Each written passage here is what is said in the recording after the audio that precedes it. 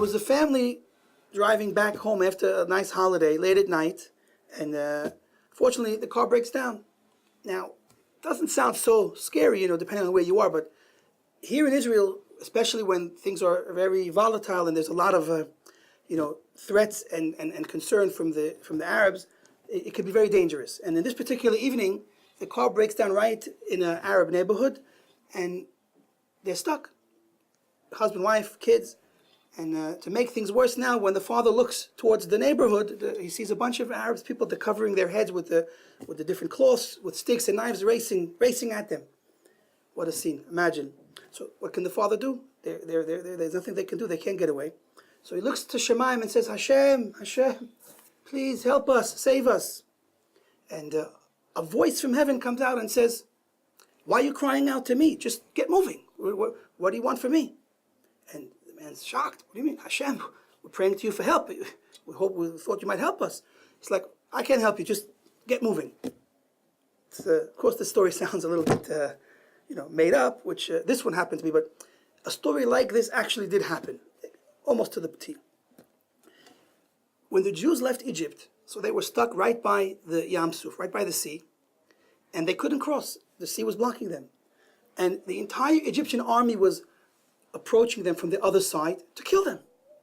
Armed, they're even more threatening than a bunch of Arabs with some sticks. They're talking about the entire Egyptian army. And you have all the Jewish people, man, woman, child, standing there, stuck, praying to Hashem to save them. More than that, Moshe Rabbeinu, the leader of the Jewish people, turns to Hashem and says, Hashem, save us, save the Jewish people. And as Moshe Rabbeinu was praying, what do you think Hashem's response is to him? Hashem says, Moshe, ma titzak elai, why are you crying out to me? Just tell the people to get moving. And, this is a very, very unusual response from Hashem. I mean, who are we supposed to pray to in our time of need if not Hashem? So, in fact, the Or Chaim asks these questions. On this story, the Or Chaim says that we have to appreciate what's going on, because it doesn't make any sense. When the Jews are in trouble, they're supposed to pray to Hashem, and as long as Hashem didn't save them, they shouldn't stop praying. So how can Hashem respond to Moshe Rabbeinu, why are you crying out to me, just get moving? That's what we're supposed to do when we're stuck and when we're in trouble. We're supposed to turn to Hashem. So he answers an unbelievable answer, but in order to appreciate fully his answer, I would like to just preface with an idea, because it's a very deep answer what he says.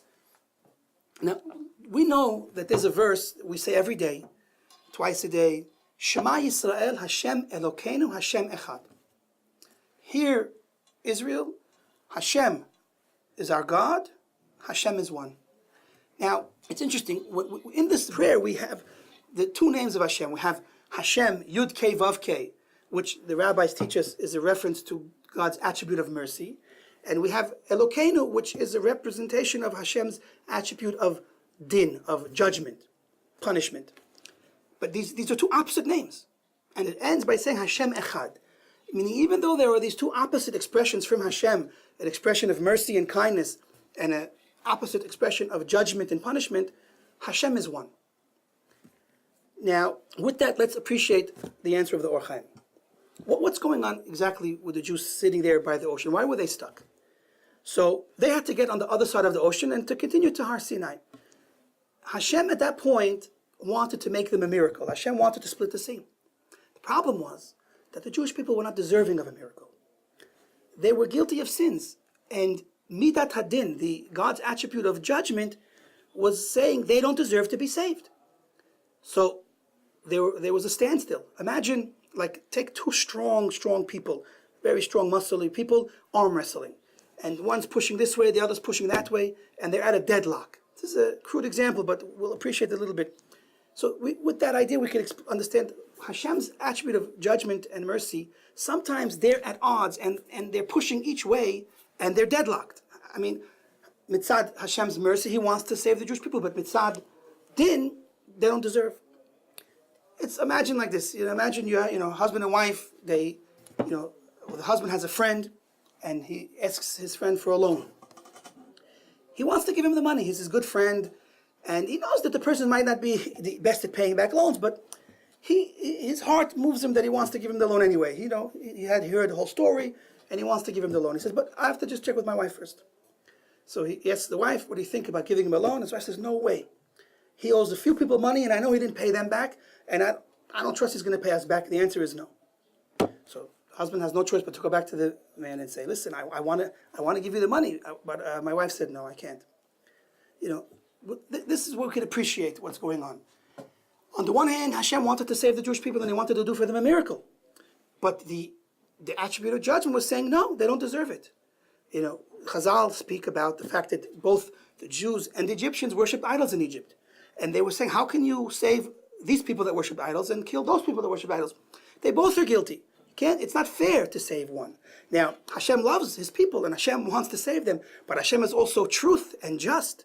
And so it's not fair to do something that's not fair, that's not emes. So the Or Chaim explains like this. Hashem says to Moshe, Moshe, I want to do the miracle for the Jewish people, but they don't deserve.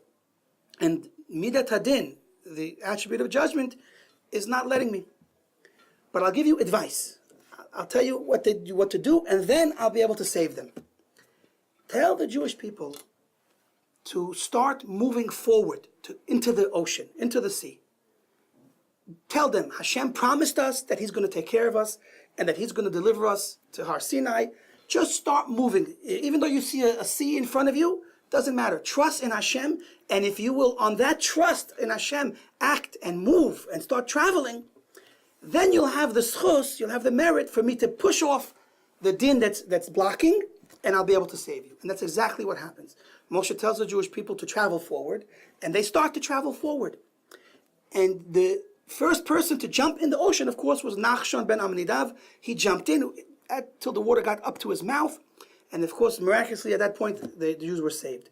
So we see in the merit of them trusting in Hashem and going forward, risking their life, and Nachshon particularly going into the ocean, now the Jewish people had the collective merit for Hashem to say, Midas Adin, they are now deserving of being saved. And so now Midas Adin had to be quiet, and we merited to see that great miracle, and we were saved.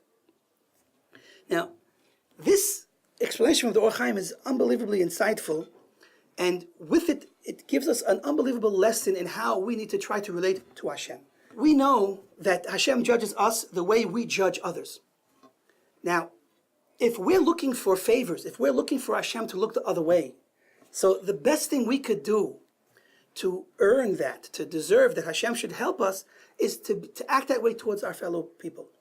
If we're going to be strict and always, just put our foot down and say what's right is right, what's wrong is wrong, you owe me, you don't deserve, then that's the type of relationship we create with others, so that's how Hashem will judge us. But if we are, what the rabbis say, ma'avir al midotenu, if we overlook and we are forgiving and we, are nice, and even when people don't deserve it, so then that's one of the ways to help that Hashem should also be forgiving to us even when we don't deserve it. Another idea that we want to talk about over here is the power of bitachon, trusting in Hashem. The trusting in Hashem is itself a tremendous chus.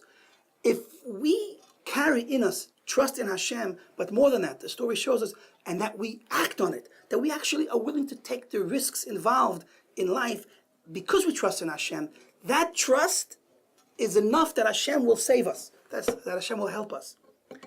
When we're involved in business, in all types of dealings, we have to know that Hashem is with us.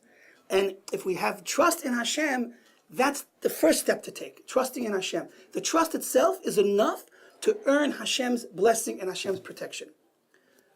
So that's the main thing to take out of this story. And it's not only miracles that happen once upon a time. We don't see necessarily the same type of miracles today, a splitting sea. But Hashem splits seas for us in different ways. Maybe within nature. Each person can look in his life and see, when you go 100% with Hashem, then Hashem is 100% with you. And all the little miracles that happen in our lives every day, we can see Hashem there with us, helping us to succeed.